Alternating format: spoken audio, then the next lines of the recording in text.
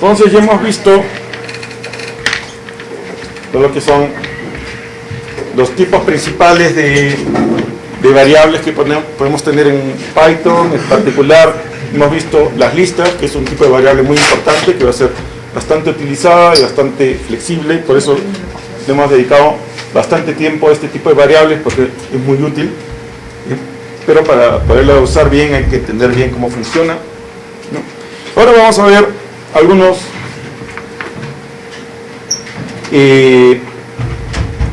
otra parte de la sintaxis de Python. Esta vez es la sintaxis que se usa para el control de flujo dentro del programa, ¿no? Que es una sintaxis muy similar a la que se usa en cualquier otro lenguaje de programación. Vamos a ver primero el if. El comando if se usa para controlar cuando queremos ejecutar una operación condicional a algo, ¿no? Si una condición se cumple, hacemos esto; si no se cumple, o no hacemos nada o hacemos otra cosa, ¿no?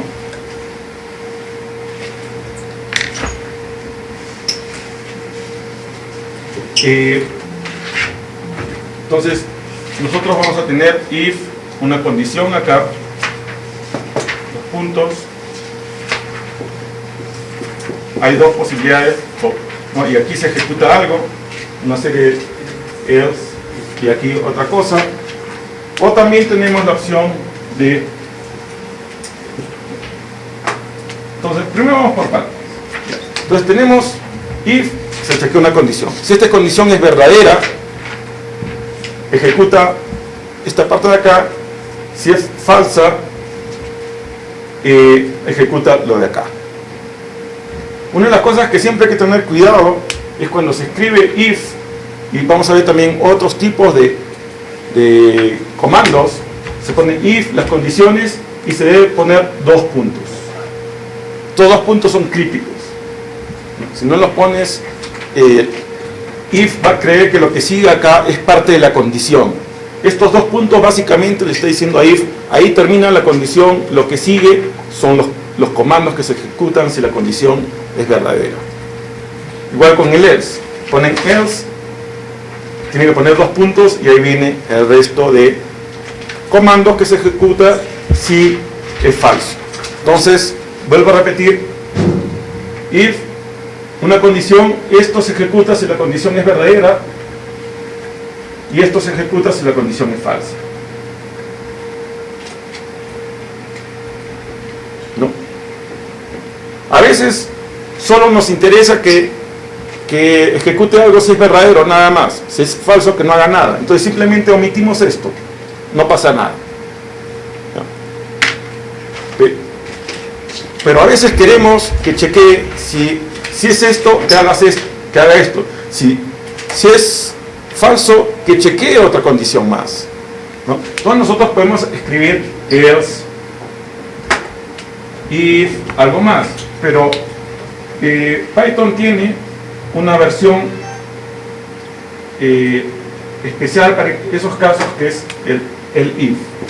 Es el equivalente else if, ¿no? El if, de nuevo, otra condición, y aquí de nuevo hace algo si es verdadero, y aquí tiene otro else si es falso. Si es falso, esta condición. O sea, todo esto solo lo chequea si esto es falso.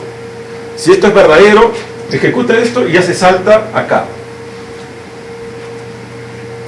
Si es falso, chequea este if. Ahora es otra condición. Si es verdadera esta nueva condición, ejecuta esto. Si es falsa esta nueva condición, ejecuta esto. ¿Está claro? Vuelvo a repetir. Primero chequea esta condición. Si es verdadero, hace esto, termina de hacer esto y pum, se salta acá, a lo que siga. Pero si es falso, chequea esta nueva condición. Si esta condición es verdadera, hace esto. Si es falso, hace esto. Sí, es el if, que es lo mismo que si hubiéramos puesto aquí else if, ¿no? Pueden escribirlo de dos formas, es equivalente. O sea que el falso se convierte en verdadero, No. No, este verdadero es solo con respecto a esta condición.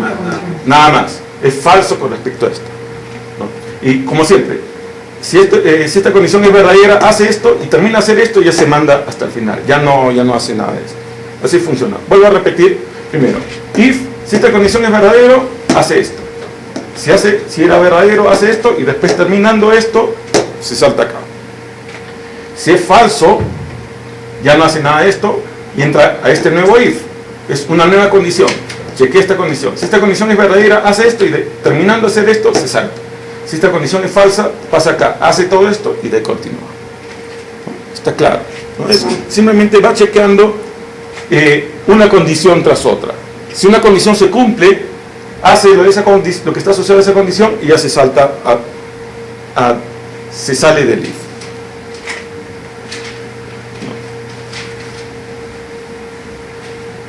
No se olviden siempre, tanto el if como el else tienen que tener siempre sus dos puntos ahí.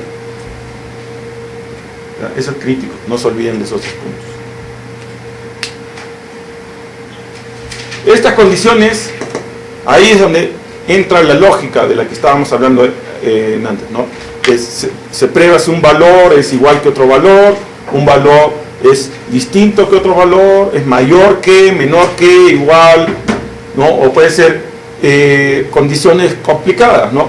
Probar que, por ejemplo, si quieres determinar un tipo de mineral, ¿no? Puedes determinar, tienes una variable cobre y una variable zinc, primero que cobre sea mayor o igual que 0.9 y que zinc sea menor de 0.5, ¿no? Entonces, esa es una forma de una condición, ¿no? Si se cumple esto y todo esto, que haga algo. Si no se cumple, hace esto, ¿no? Esto es distinto que si yo hubiera puesto en vez de and, or, ¿no? Todo depende de qué es lo que tú quieras hacer. Todo depende de la lógica de lo que tú quieras hacer, ¿no? Entonces, la respuesta es distinta, pero entonces tú tienes que tener cuidado al momento de hacer estas condiciones, ¿no?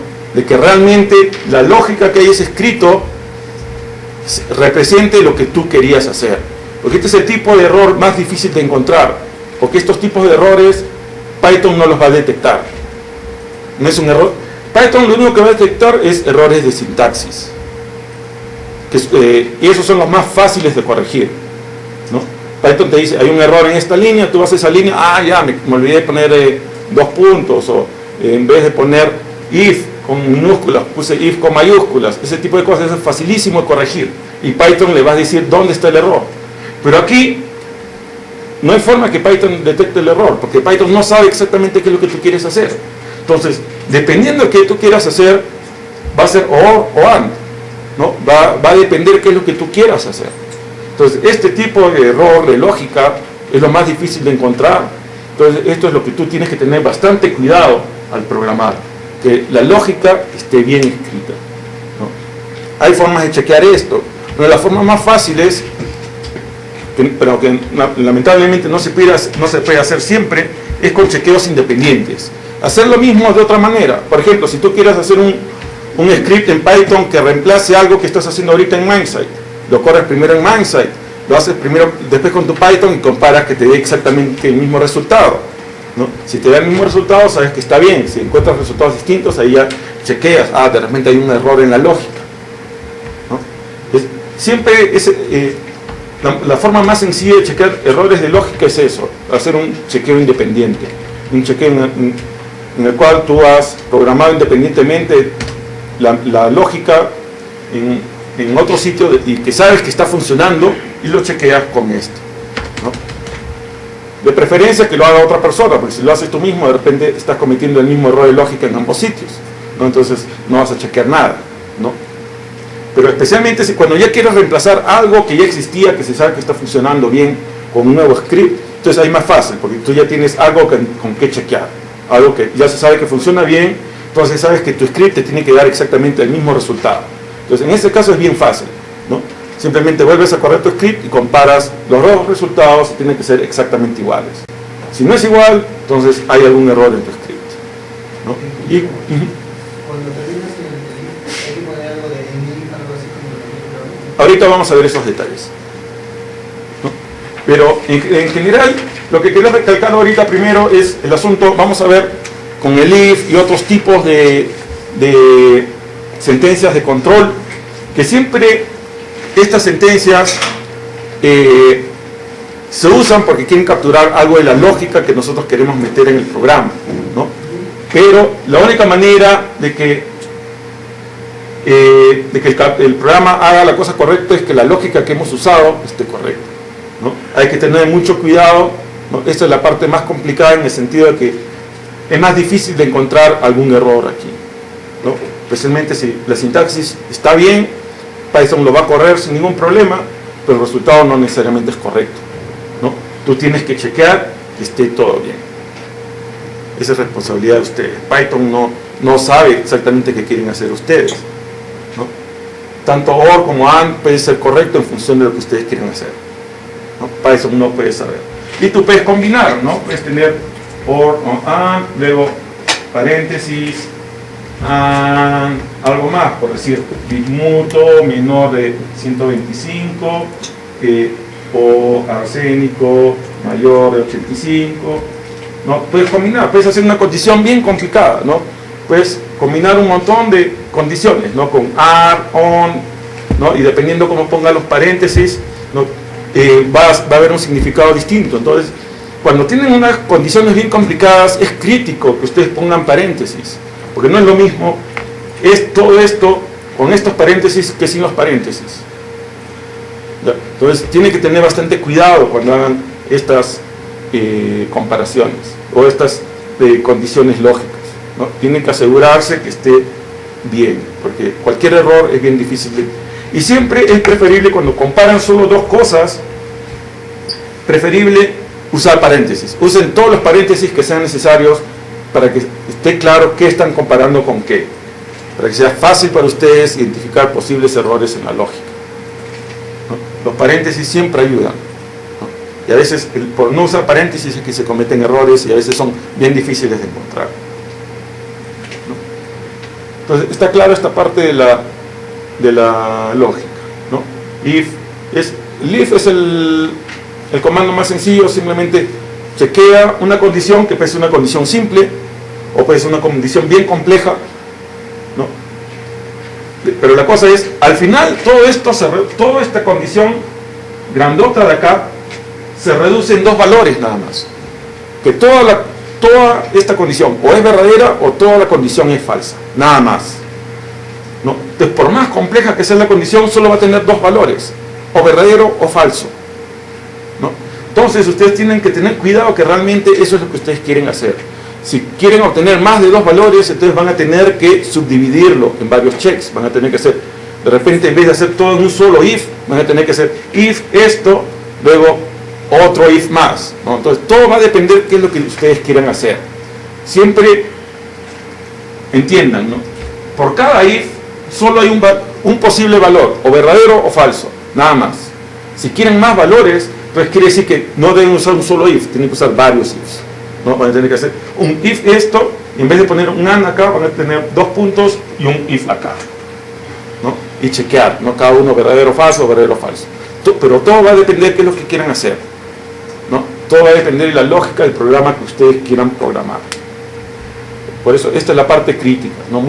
La mayoría de los errores en los programas son errores de lógica, ¿no? Que tú pones una cosa cuando en verdad querías hacer otra, ¿no? Y esos errores son bien difíciles de encontrar si es que no tienes algo con qué comparar. No, si tienes algo con qué comparar es más fácil.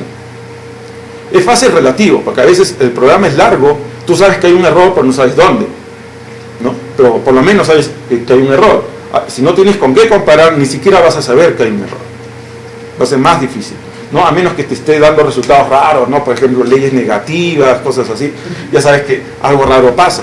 Pero a veces, no, te da resultados que parecen razonables, pero no sabes si están correctos o no, ¿no? Entonces, es bien complicado esta parte de la lógica. Sí, es la parte que, cuando ustedes terminen de programar, programar, todo programa, y ya esté corriendo y todo, siempre deben de darse el trabajo de rechequear y rechequear la lógica, para estar seguros de que esté funcionando bien.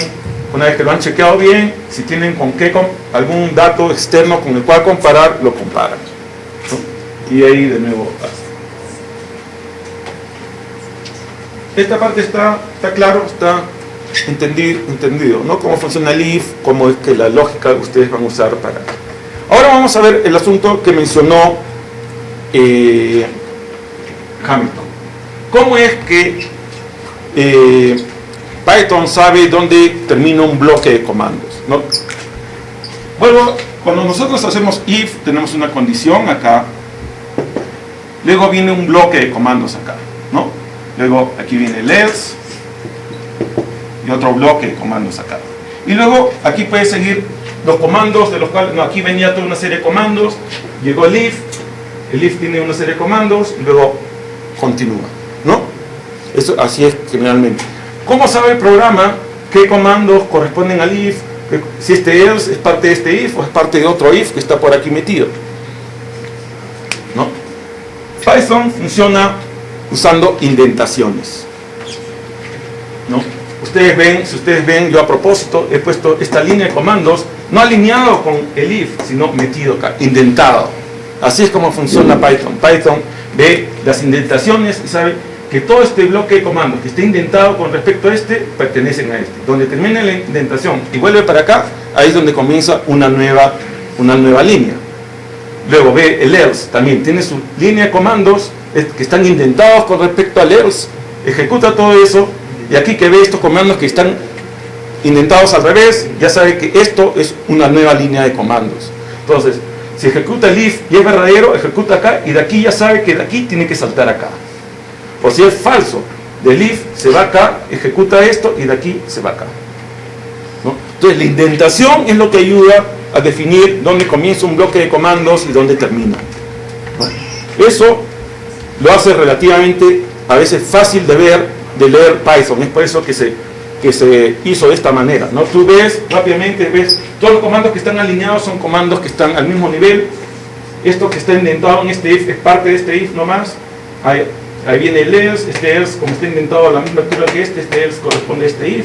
Esto que está indentado es parte de este else, esto que viene acá es lo que sigue después del else. Rápidamente ves dónde comienzan bloques y dónde terminan bloques de comandos. Está claro, esta parte es crítica, porque esto es, si ustedes se equivocan y este else, todo lo que está aquí, lo intentan acá, va a asumir, después del else no hay ningún comando y esto es lo que continúa, no va a ser. Entonces, ¿qué quiere decir? Si es else no hay problema, pero si era verdadero, si esto estaba indentado acá, verdadero, ejecuta esto, después del else, ¿dónde sigue el comando que no está indentado acá? Entonces va a ejecutar esto acá también, ¿no? Entonces está mal, ¿no? Ustedes no querían que comience acá, querían que comience acá, ¿no? Entonces es crítico que la indentación esté bien hecha. La mayoría de software, no tanto el idle como el Python Win, les indentan automáticamente. Ustedes escriben if, le ponen los dos puntos, ponen enter, va a saltar no a esta altura, sino indentado. Esa es una de las grandes ayudas de él. Pero la cosa es, no hay forma que Python Win o idle sepan dónde ustedes quieren terminar su bloque, ¿no? Ustedes, terminando el bloque, tienen que desindentar para continuarlo, ¿no? Porque si continúan todo aquí indentado, Python va a pensar que todo es parte de este if, ¿no? Entonces, es imposible que le hagan todo el trabajo a ustedes, ¿no? Ustedes tienen que siempre definir dónde termina un bloque, dónde comienza, y siempre chequear que esté como debe ser, ¿no? Porque es otro de los errores que se cometen particularmente en Python. Cuando el indentamiento es incorrecto, eso también malogra la lógica. Esto es más crítico cuando tienes un montón de if, in else y else anidados, ¿no? Tienes un if, tienes aquí una serie de comandos, ¿no? Tienes aquí un elif, una condición. Entonces este está indentado con este, luego este va a tener un else aquí indentado, este else tiene que estar indentado, y este tiene su bloque, y luego aquí ya continúa, ¿no? Entonces este bloque de acá, como está indentado con respecto a este, es parte de este. Luego viene el elif, tiene estos bloques indentados con respecto a este, está bien. Este else está indentado con este, ahí sigue, y este está indentado con respecto a este, ahí sigue, ¿no? Entonces, y este, como está alineado con todo esto de acá, esto es lo que sigue después de todo este comando. Entonces, ustedes pueden ver, todo esto es un solo comando, ¿no? Que tiene varias partes, está compuesto de varios if, pero todo es un solo comando. Entonces, comienza acá y termina antes de acá, y aquí este es el comando que sigue, ¿no? Entonces, esta es la parte un poco más complicada de la programación. Ustedes tienen que, especialmente cuando tienen if indentados, ahí es donde se vuelve un poco complicado, ¿no? Tienen que tratar de ver, ¿no? Especialmente si aquí tuvieran otro elif, tienen que ver este else a cuál le corresponde, este if o el if de acá, ¿no? Ahí es donde tienen que comenzar a ver, ¿no? Por eso ahí se vuelve un poco complicado. Es cuestión de que ustedes chequeen bien, que la lógica esté bien, que el indentamiento esté bien, que todo esté alineado como debe estar, ¿no? Ustedes son los que van a saber si está como debe estar o no. No esperen que el programa lo chequee por ustedes. Este tipo de indentamiento, esto también se va a dar para el resto de comandos, ¿no? El for, el while.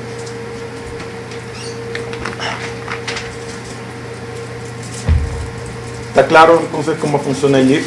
El else está indentado con respecto al if. Este else con respecto a este if. Entonces es más fácil cuando practiquemos programar un dato. Primero vamos a ver todos lo de estas condiciones de control, un poco de input output, puede ser sin input output, y de ahí vamos a practicar escribir unos scripts y ver cómo funcionan, ¿no? Entonces, ¿está claro hasta aquí? No hay ningún problema. Entonces, eso es todo lo que hay con el if. El if en concepto es relativamente sencillo, pero es bastante. Entonces ahora vamos a pasar a ver el otro tipo de comando,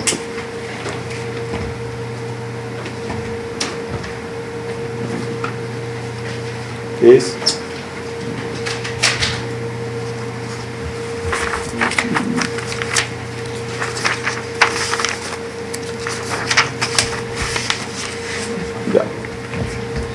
que es el for.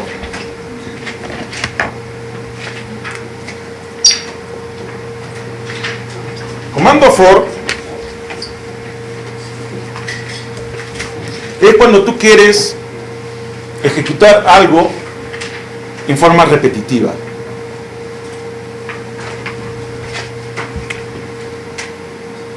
For x in what?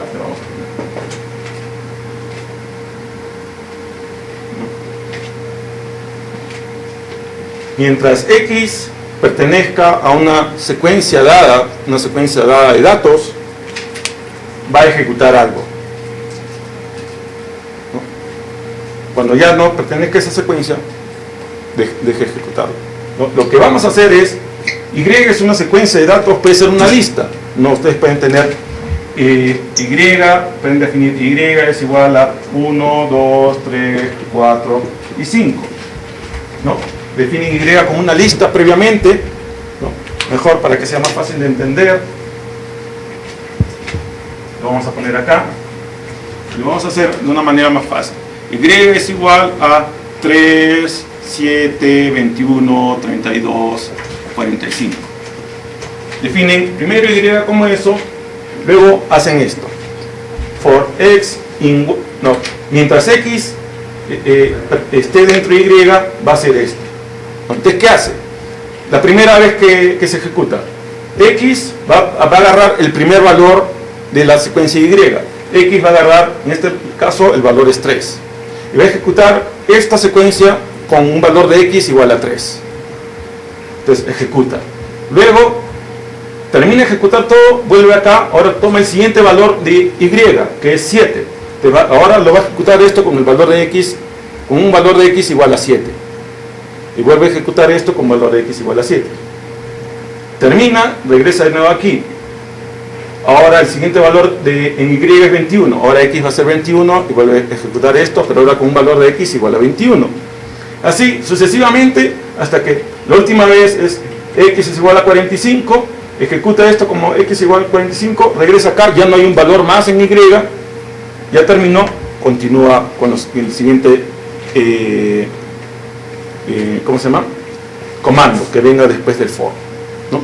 Igual todos los comandos que pertenecen al for tienen que estar indentados para que el for sepa qué comandos ejecutar. En este caso, como Y tiene 5 valores, va a ejecutar el for 5 veces, ¿no? Y va a ejecutar el for con 5 veces en cada vez con X con cada uno de los valores de Y.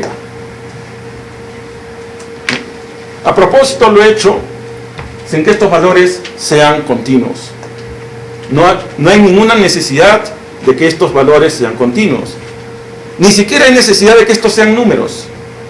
Estos pueden ser, si ustedes quieren probar, por ejemplo, tienen una lista de nombres y quieren ejecutar unos comandos cambiando cada vez los nombres, ejecutando primero con el primer nombre, simplemente ponen una lista que tenga todos los nombres y la primera vez va a ser con el primer nombre, luego lo va a ejecutar todo con el segundo nombre, con el tercer nombre. No está limitado a números, va a ejecutar esto tantas veces como valores haya en Y y cada vez lo va a ejecutar con el valor de X asignado al valor que corresponde en Y. Es un poco complicado de entender, pero al mismo tiempo es una de las cosas que lo hace bastante más útil de lo que es en otros lenguajes de programación. Y aparte que esto se relaciona con el asunto del uso de las listas.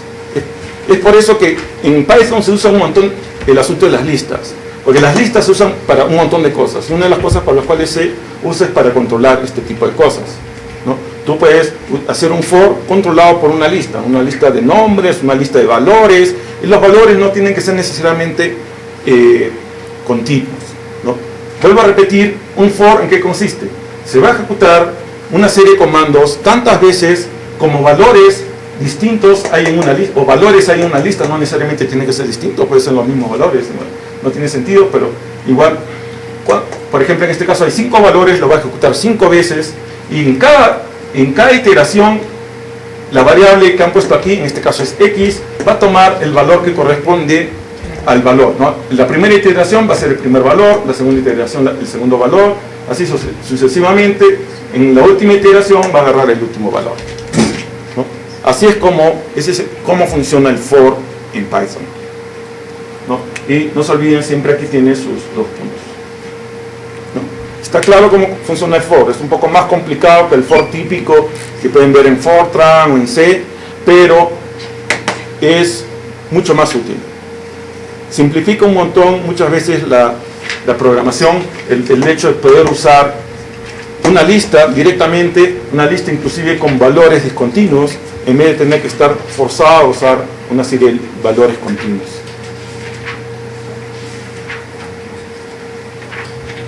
¿Está claro cómo funciona el for?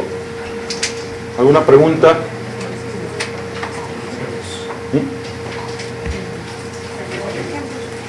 Sí, por eso, primero voy a explicar eso, luego vamos a tratar de programar algo para que sea más fácil de usar.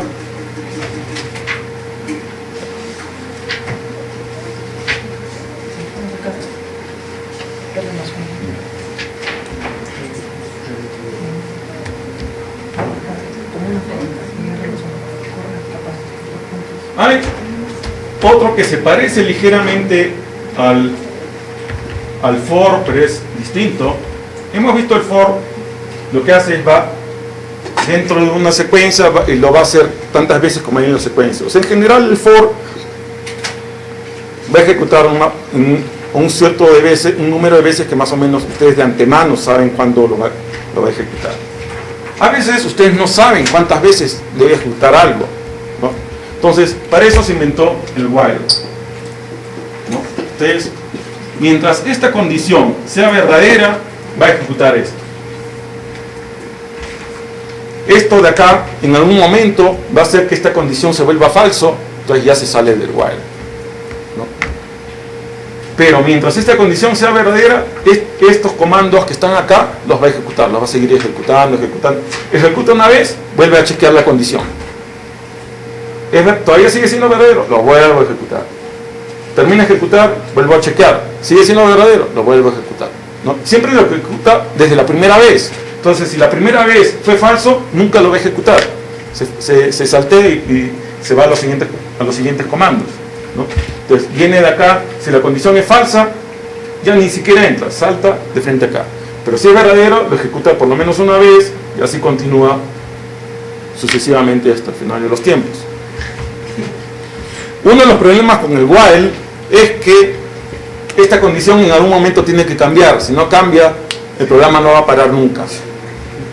Es el loop infinito, que se le llama en inglés, infinite loop, ¿no?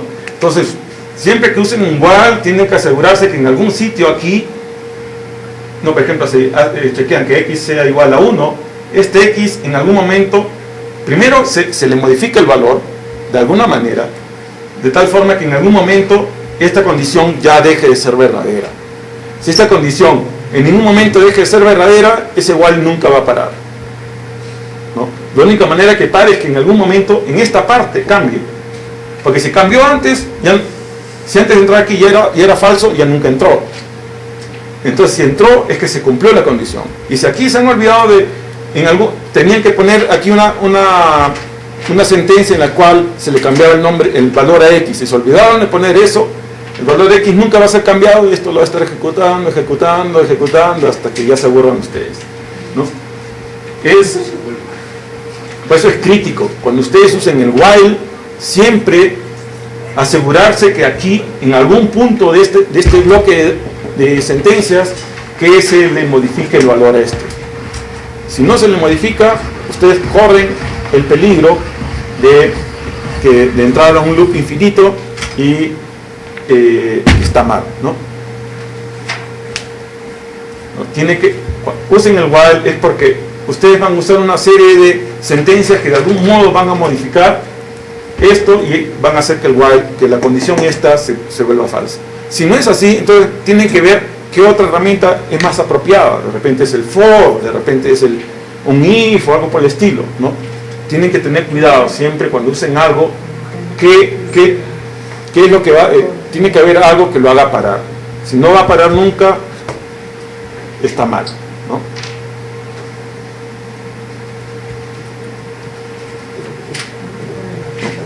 Tanto el for, el if. Primero comenzamos con el. Hay veces, tanto en el for como en el if, está corriendo, tiene su bloque, perdón, el for como en el while, ustedes ejecutan algo, pero a veces ustedes llega a una condición en la cual ya no quieren que haga nada. Llegó ahí, que muera el asunto. Entonces, para eso se usa el comando break. Break causa que por algún motivo si llega al break, se sale de acá y se va al comando inmediatamente siguiente a todo el while o el for. Funciona igual en while o for, ¿no? Salta de frente acá. Ya ni siquiera estos comandos que vienen aquí que faltaban ejecutar, ya eso tampoco lo ejecuta. Ya dice, ya hasta aquí llegó, se salta. Y así funciona igual para el for o para el while, ¿no? Está ejecutando algo y por algún motivo ustedes han puesto ahí una condición que si pasa eso, que haga el break, ¿no? Eso es una manera fácil. Hay muchas veces que es muy útil el break, ¿no? Hay veces que ustedes están haciendo algo que quieren que lo haga, pero que por algún motivo si llegó a esa condición, ya no solo quieren que se termine el while o el for, sino que ya ni siquiera haga el resto de cosas, ya que se salga nomás, ¿no? Para eso se usa el break, ¿no? Más fácil de ver en qué condiciones se usa esto en ejemplos, pero esa es la idea del break. Algo similar al break es el comando continuo. ¿Se encuentran? Y que funciona igual tanto en el for como en el while. Si llega al continuo, en este caso se salta, pero hasta acá nomás. O sea, ya el resto del comando ya no lo ejecuta, pero vuelve a hacer el loop. O sea, el break, cuando llega el break, se sale, ya ahí murió el asunto, murió el payaso. En el continuo, lo que hace es, ya no ejecuta lo que faltaba ejecutar, entonces regresa al comienzo. Vuelve a chequear la condición y de repente puede volverlo a ejecutar todo, ¿no? Pero ya esto que estaba acá ya no lo ejecuta en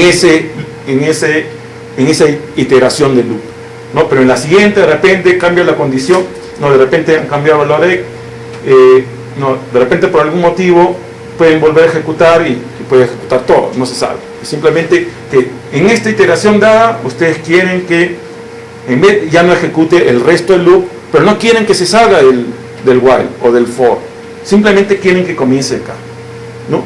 Esto también es más fácil de verlo cuando uno lo usa, pero esa es la idea, ¿no? La idea del continuo. Entonces tenemos dos formas de modificar el while o el for, que son el break, que te hace que te salgas totalmente del for y ahí terminó el loop totalmente, el for o while, y el continuo, que simplemente ya deja ejecutar el resto de comandos, pero se va al comienzo del loop.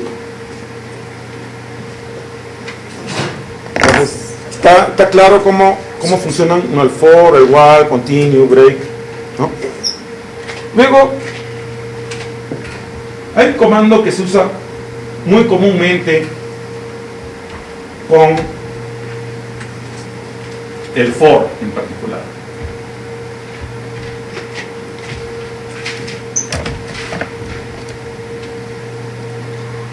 que es el comando range, ¿no? Este es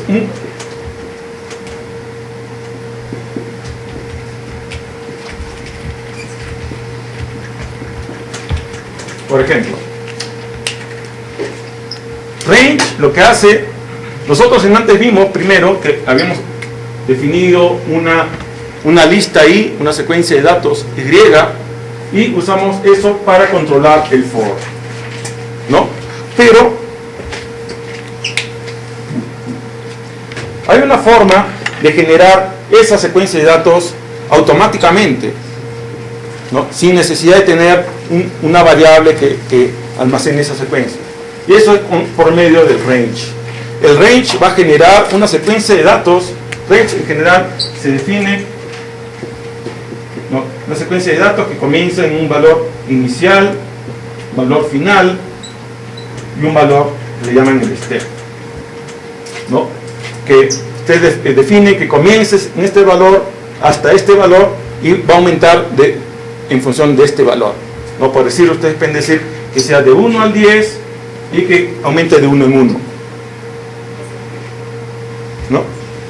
Entonces, por ejemplo, aquí yo he puesto de 1 a 10 nomás. ¿Y qué pasó? ¿Por qué no puse el 1? Porque generalmente, por default, range asume que el step es 1, ¿no? Entonces, si lo pongo así nomás, del 1 al 10, ahí está por defecto está asumiendo que va a ser de 1 en 1. Va a ir 1, 2, 3, 4, 5, 6, 7, 8, hasta el 9. ¿Por qué? Acuérdense, los rangos en Python nunca incluyen el último valor. El último valor que va a chequear es el 9. El 10 ya no lo va a usar. Si ustedes querían que use el 10, tienen que usar hasta 11. ¿No? Recuerden cómo funciona Python. Y Python, al igual que asume que el step inicial es 0, es 1, si ustedes no dicen nada, asume que el valor inicial es 0. Si usted, por ejemplo, yo puedo poner range, un solo valor, range 10. Entonces ahí va a ser del 0 al 9, ¿no? El valor 10.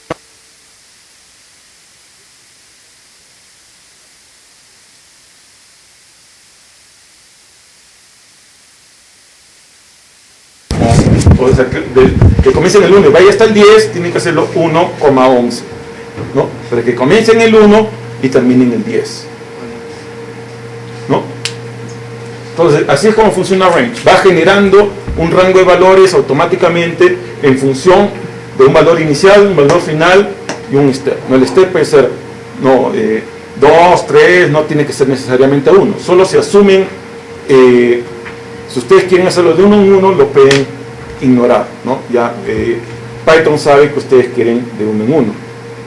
Y recuerden que siempre asume un valor inicial de 0, entonces si quieren que comience en 0, también lo pueden ignorar. Así que comienza el range.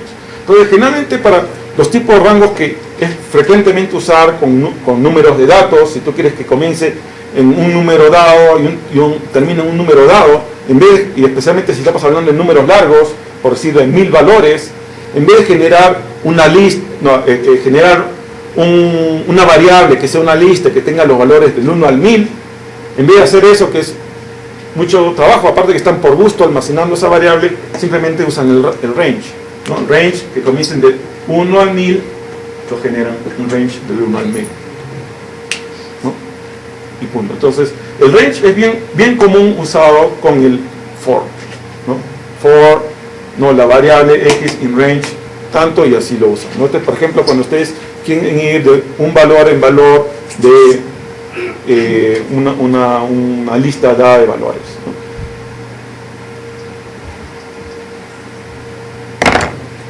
Entonces,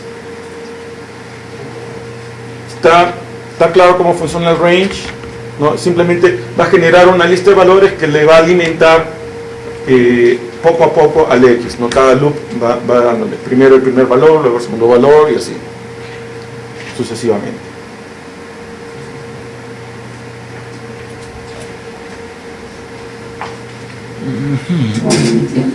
Ya. Vamos a ver cómo podemos hacer. Entonces, a ver, primero hagan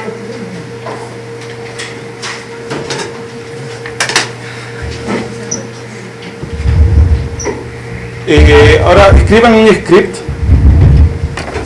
Sí, un script. Primero uno sencillo, usando for, que calcule un valor x del 1 al 100 y que imprima el valor x y el valor x al cuadrado para cada valor.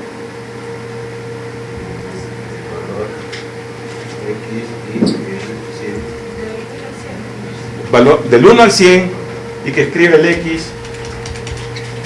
y el x al cuadrado para cada una de las iteraciones.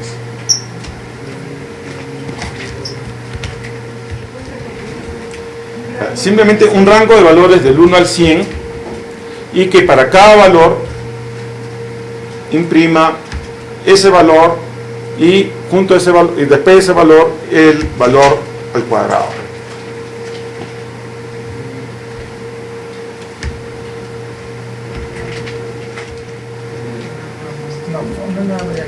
Esto lo tienen que hacer con un script, no lo van a poder hacer usando el interactivo. Sí, casi siempre que se escribe así for, estas cosas es más sencillo, más fácil hacerlo con él ya usando scripts, ¿no?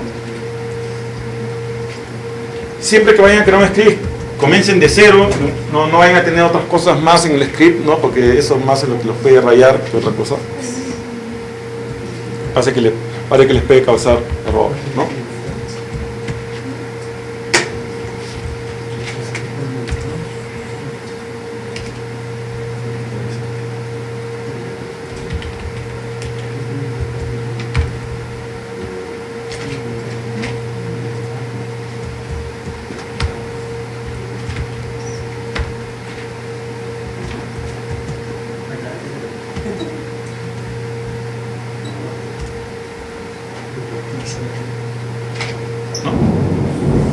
Eso. Ya. Entonces tienen que hacer algo que haga de valores del 1 al 100 y que imprima el valor y el valor al cuadrado.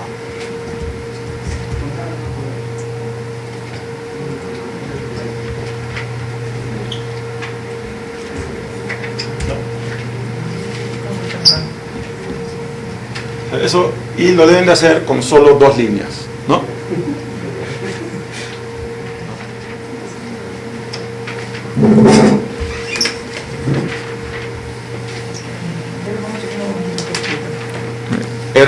Si terminan, si quieren me pasan la otra vez.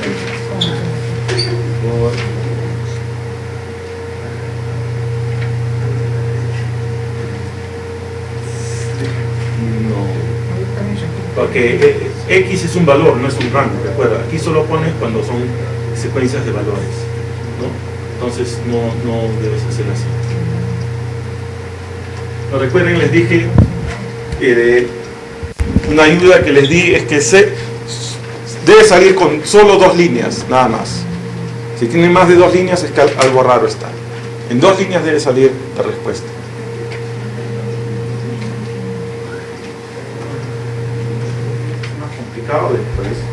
Después te puedes olvidar que tienes que sumarle a cada un número. Es más fácil si lo haces. Entonces ahí ya va a tener siempre tu variable el valor exacto. Porque si lo haces así, corres el riesgo de que después te olvides que tenías que usar, ¿no? Cuando es más complicado. Pero siempre tienes que tratar de hacerlo lo más sencillo posible para que no. Menos probabilidad de error.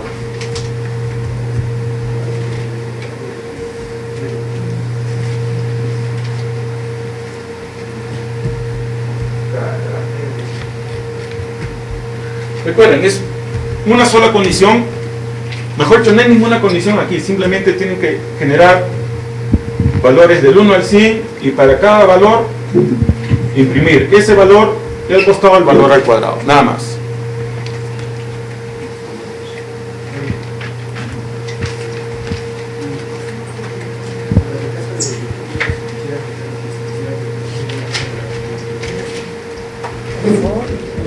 Tiene que sacarlo y cambiarlo porque no están ordenados. Una de las cosas que siempre se deben de acordar cuando están escribiendo scripts es que el script corre, especialmente si lo están corriendo del DOS, corre de la versión que está grabada. Si ustedes modifican pero no lo graban y lo tratan de correr, va a correr la versión anterior, no la última versión. Siempre acuérdense de cuando están modificando, especialmente cuando están modificando un script, lo modifican, grábenlo y ahí recién corran. Especialmente si lo van a correr desde la ventana de OS. ¿Ah? ¿No corre? No, del 1 al 101. No.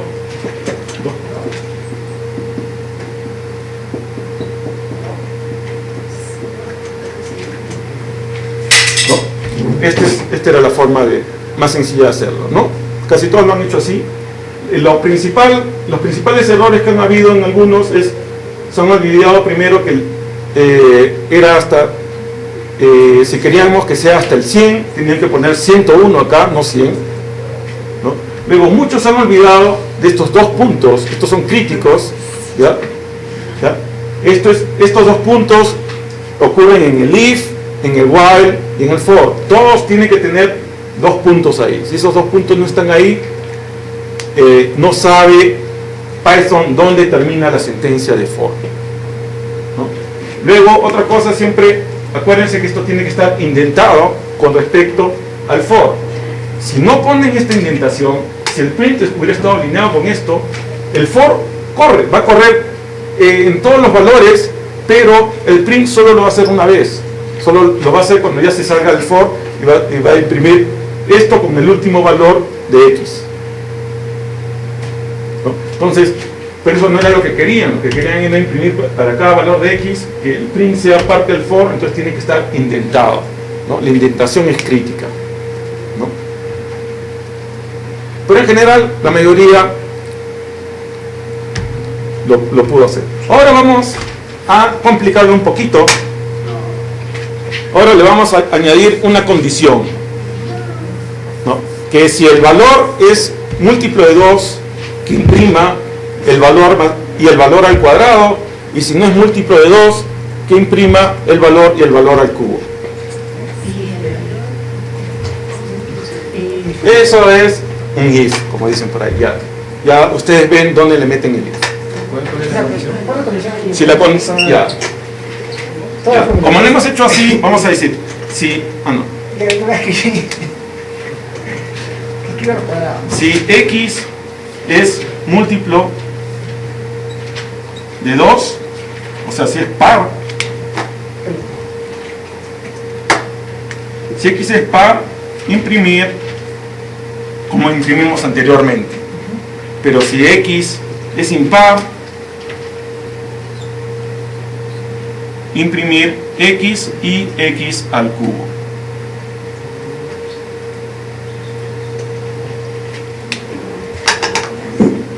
¿Ya? Es una pequeña modificación de la versión que tienen ahorita.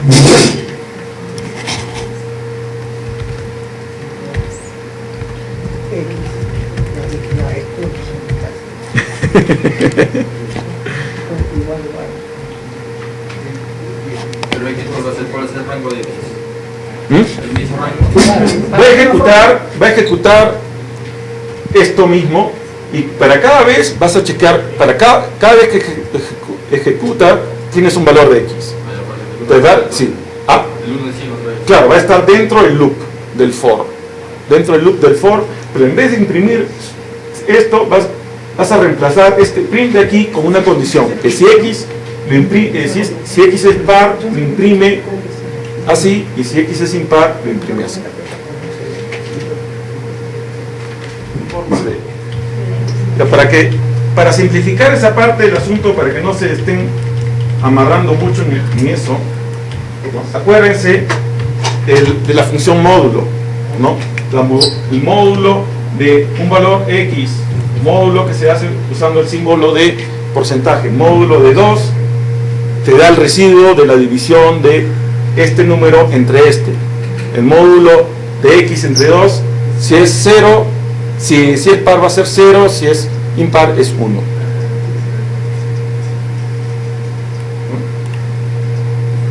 Es par, este es impar. Como les digo, esa es una posibilidad. La otra posibilidad era usar el hecho, no, yo tengo dos valores, si lo quiero dividir 3 entre 2, si uso valores reales, 3 entre 2 es diferente de, ¿no? Por ejemplo, si yo uso float de, no, pero igual, 3 entre 2 es float, 3, vamos a ver, 2,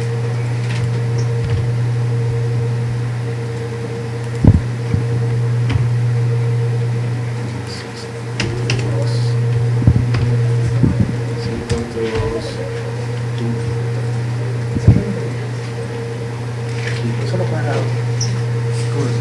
Solo para cuadrado. Es igual, es igual a 0. El primer cuadrado.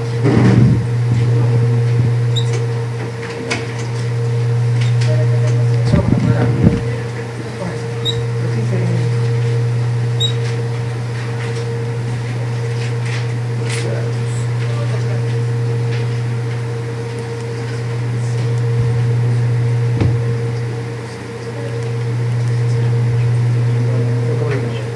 Es otra forma de hacer lo mismo. Si el float de X entre el float de 2 menos X entre 2, ¿no? Por ejemplo, si X es 5, 5 entre 2 en números reales es 2.5, menos 5 entre 2 en números enteros es 2, ¿no? Porque lo trunca. 2.5 menos 2 es diferente de 0, es impar. 4 entre 2, ya sea float o entero, en ambos casos es 2, 2 menos 2 es 0, es par, ¿no? Hay diferentes formas de hacer lo mismo. Básicamente esto, ¿no? Esto es lo que...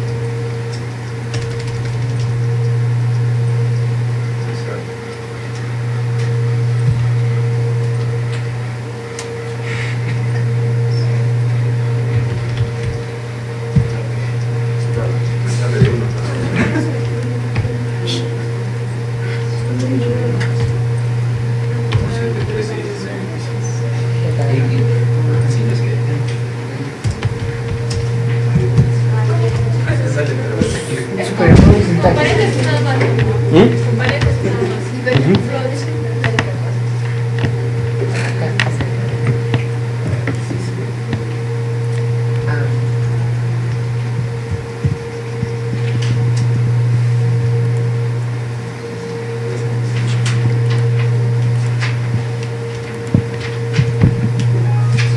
Entonces, esta es la forma, obviamente la forma más sencilla en este caso en particular. Simplemente quería resaltar el hecho que siempre hay formas de hacer, diferentes formas de hacer lo mismo, ¿no?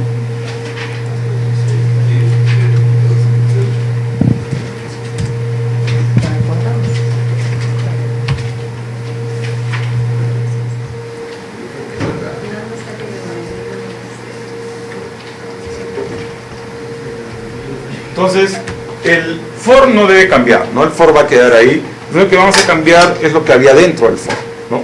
En este caso, lo primero que vamos a hacer es, obviamente, indentado un if.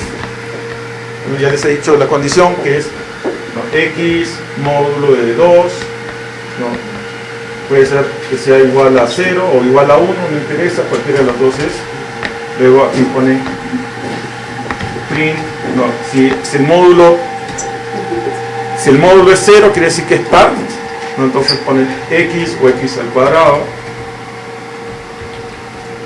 ¿no? Recuerden, este tiene que estar indentado con respecto a este y no se olviden los dos puntos. Y luego viene el else.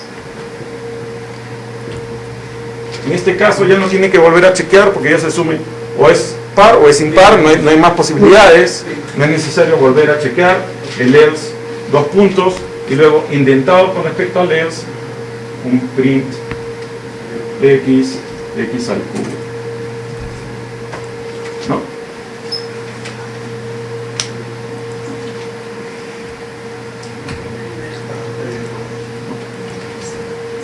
Todo está indentado con respecto al for, entonces lo va a hacer todo 100 veces, ¿no?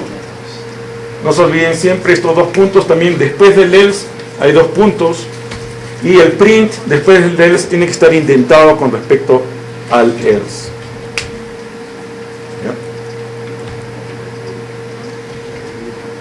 Generalmente si ustedes ponen else y, por ejemplo, si aquí se hubieran equivocado y no lo hubieran puesto indentado, Python pitea cuando ustedes no ponen nada después de una sentencia, ¿no? Si ponen el else y no le ponen nada, ahí va a ver que hay un error. Pero si, por ejemplo, aquí hubieran puesto algo y el siguiente lo habían indentado mal, ahí sí no detectaba el error.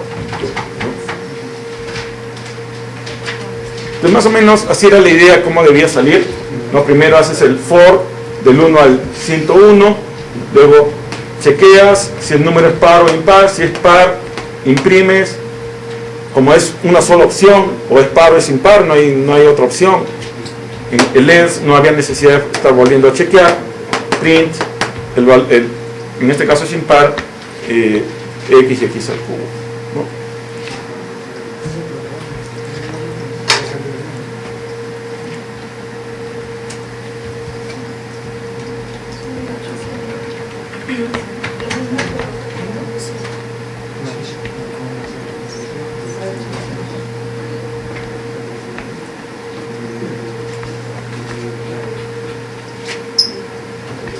Ya. Entonces está claro esta parte.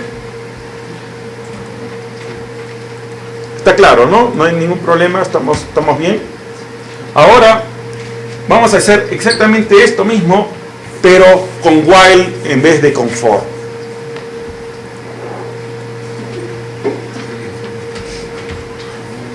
¿Ya?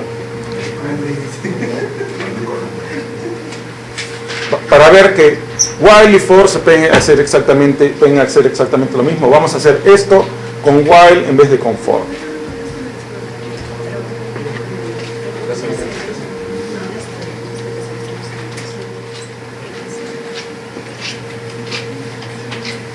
Detenga el for. ¿Qué condición se cumplía para que el for se detenga? Esa es la condición que ustedes deben de ponerle al while. Ya más ayuda no les puedo dar. ¿Qué condición? Miren el for y ¿qué hacía que se detenga el for? ¿En dónde terminaba? Y esa es la condición que le deben de poner al while.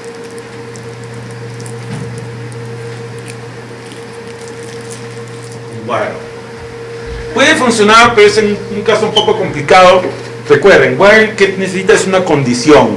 ¿Cómo son condiciones? Un número es igual a otro, menor, mayor. Si quieren parecer condiciones complicadas, ¿no? Un número mayor que otro o menor que este y cosas así. Pero es siempre con comparación de números. Especialmente cuando estamos hablando de números, es comparación. O es igual, o es diferente, o es mayor, o es menor. Ese es el tipo de condiciones que usa while, ¿no? El range, esta estructura de aquí funciona solo con el for. No. Lo que tienen que hacer es replicar lo que está haciendo aquí el for, pero usando el while. Para eso van a tener que poner aquí el while con una condición y van a tener que añadir unas cuantas cosas por aquí y por allá para que funcione.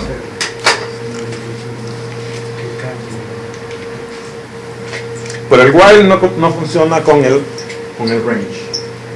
Puede funcionar en un caso muy especial, pero es más confuso, más lo que los va a confundir, más fácil es que se acostumbren a usar el while simplemente con condiciones, no tipo.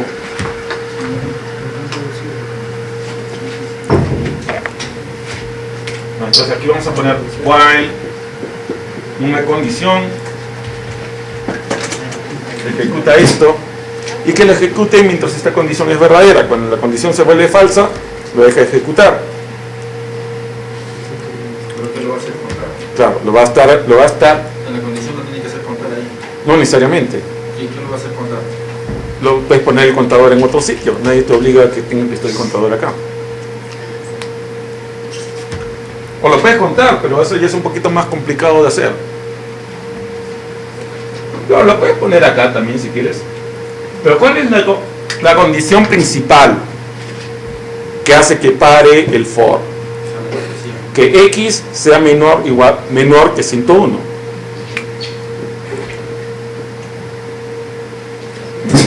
Esa es la condición que debe cumplir el while, ¿no? Como vamos a comparar x con 101, x ya tiene que tener un valor antes de comparar, si no, ¿cómo va a poder comparar? Entonces ustedes tienen que asignarle un valor a x antes de entrar al while, si no, Python no va a saber con qué comparar y se va a rayar, les va a dar un mensaje de error. Entonces ustedes le dan un valor aquí para comenzar a x. ¿Qué mejor valor? 1, que comience con 1. Este valor está antes del while, antes de esta condición, porque ustedes no pueden comparar una variable que no tiene valor, al cual todavía no le han asignado un valor, no la pueden comparar todavía. Para hacer una comparación válida, esta variable le tienen que haber asignado un valor previamente. Ustedes no pueden hacer ninguna comparación con una variable a la cual nunca le han asignado valor. Ahí Python va a protestar inmediatamente, ¿no? Porque no sabe qué comparar. Por eso, primero, antes de este while, le tenemos que asignar un valor a x. Lo mejor es el valor inicial, que es x igual a 1. Entonces chequeo while x es menor que 101, ¿no? Esta es la condición que hacía que pare el for. Pero si lo hago así, el valor de x nunca va a cambiar. Entonces, ¿qué hago? Después de que hago todo esto, simplemente le agrego aquí un x igual a x más 1. El contador aquí aumenta, termina el while, aquí termina el while. Este x tiene que estar alineado con este, por si acaso, ¿no? No se ve bien, no está alineado con el print. Termina aquí y va al siguiente. Ahora ya, en el primero entra con un valor de 1. 1 es menor que 101, está bien, entra acá, 1 es impar, imprime el 1 y el 1 al cubo. Luego le añade a x es igual 1 más 1 es 2. Vuelve a chequear, vuelve acá, chequea. 2 es menor que 101, es verdadero. Vuelve a hacer todo esto, siempre hasta que x llega a ser igual a 101 y se sale del while, ¿no? ¿Sabes que necesitaba un contador? Sí, siempre necesita el contador que esté dentro del while. Si no le pones eso, te va a salir 1. Claro, uno hasta el fin del mundo, porque no, el valor de x nunca va a cambiar. Y no solo nunca va a cambiar, sino que siempre esta condición va a ser verdadera, va a seguirlo haciendo. Ese es el problema. Si no cambian el valor de x, esta condición siempre se va a mantener verdadera. El while va a seguir ejecutando, ¿no? El while es simplemente mientras la condición sea verdadera, ejecuta, lo sigue ejecutando y ahí se hace un loop infinito, ¿no? Eso es lo que siempre tienen que tener cuidado. En este caso tenían que añadir un contador. El contador tenía que estar en el cuerpo del while, ¿no? Entonces esta es la manera que más o menos se tenía que haber codificado esto. Hay otras maneras un poco más que se pueden hacer ya más si quieren hacerse a los conocedores, pero a veces es más al final, por querer hacer los programas más bonitos, más acerca de que realmente sabes, al final puede complicar más las cosas. Siempre es mejor poner las cosas sencillas, ¿no? Poner siempre es más fácil de entender si tú separas tu contador de tu condición. Hemos podido poner la condición aquí, pero eso iba a complicar el entendimiento, ¿no? Por ejemplo, yo podía hacer que aquí, en vez de que sea x igual a 0, a 1, que sea x igual a 0, y aquí poner que x más 1 sea menor que 101. Entonces yo ya tenía mi contador ahí. Entonces entra la primera vez, ahora x más 1 es... Ah, no, pero aquí tendría que haber hecho x igual a x más 1. Si no lo hacía así, me fregaba, ¿no es? Por quererlo hacer mejor, me iba a fregar. Iba a poner x igual a x más 1 menor que 101, dos puntos. Entonces la primera vez entro, esto ya se vuelve x ahora es 1 menor que 101 y lo hace, ¿no? No le he chequeado a ver si funciona o no funciona, pero yo asumo que debe funcionar. Pero el hecho es que esto ya lo vuelve más complicado de entender, más sencillo. Si ustedes separan el contador del otro, ponen aquí x igual a 1, ponen aquí que simplemente x sea menor que 101 y ponen aquí que x es igual a x más 1. Esto es más sencillo de entender y más fácil de modificar si tiene que modificar, ¿no? Entonces, siempre traten de hacer sus programas lo más sencillo posible, más fácil de entender. Porque a veces por tratar de hacerse así a los complicados, hacer algo así, qué bacán, nadie se le ha ocurrido hacerlo así. Después es más probable que cometan un error y se complican la vida por mucho, ¿no? Los programas, mientras más sencillos, son mejores, más fáciles de entender, más fáciles de modificar, más fáciles de, si hay un error, encontrar el error.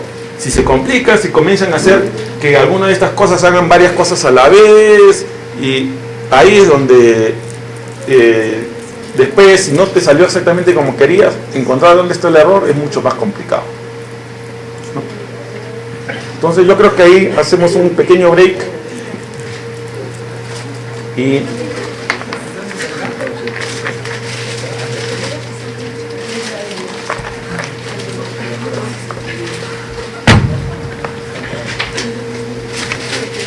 entonces, en general, cada vez que si ustedes quieren reemplazar un while por un for, siempre lo importante es esto.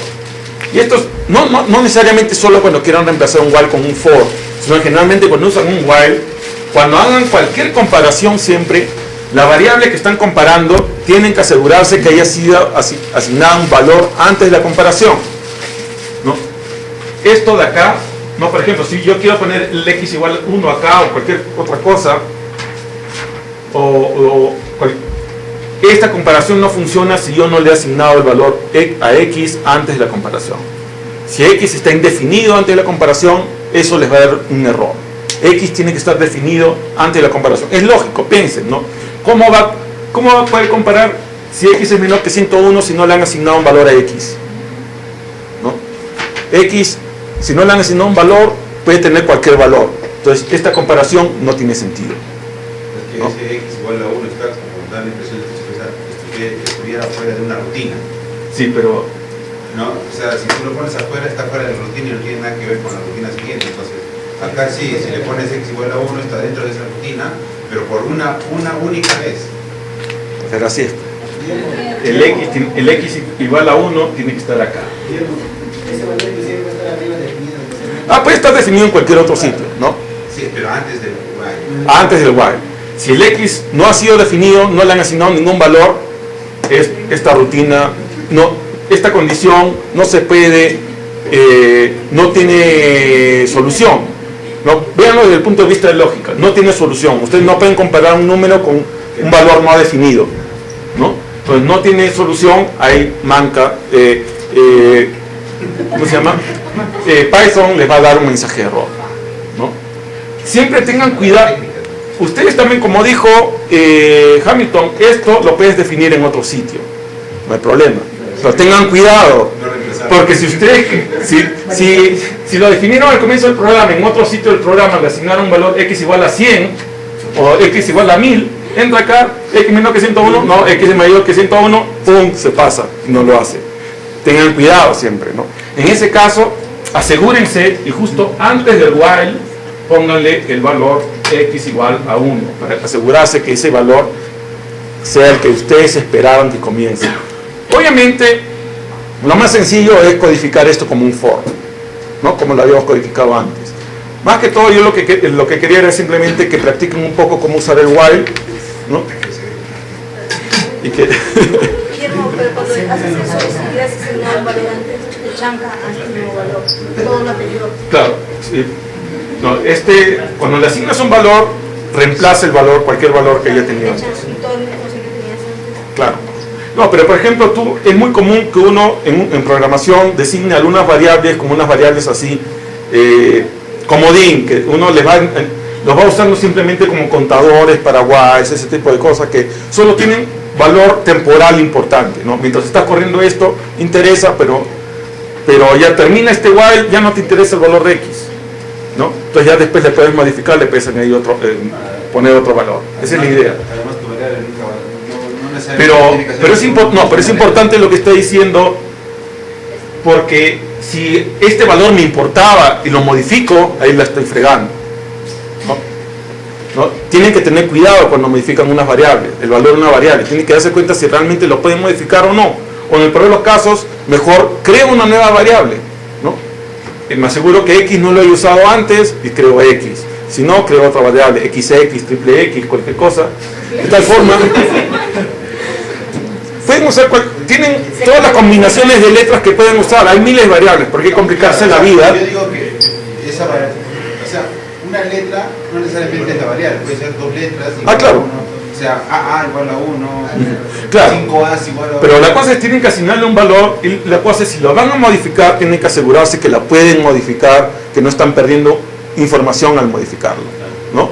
Porque si lo modifican y no debieron haberlo modificado, ahí están causando un error. Por arreglar aquí, están malogrando en otro sitio, ¿no? Entonces, el break.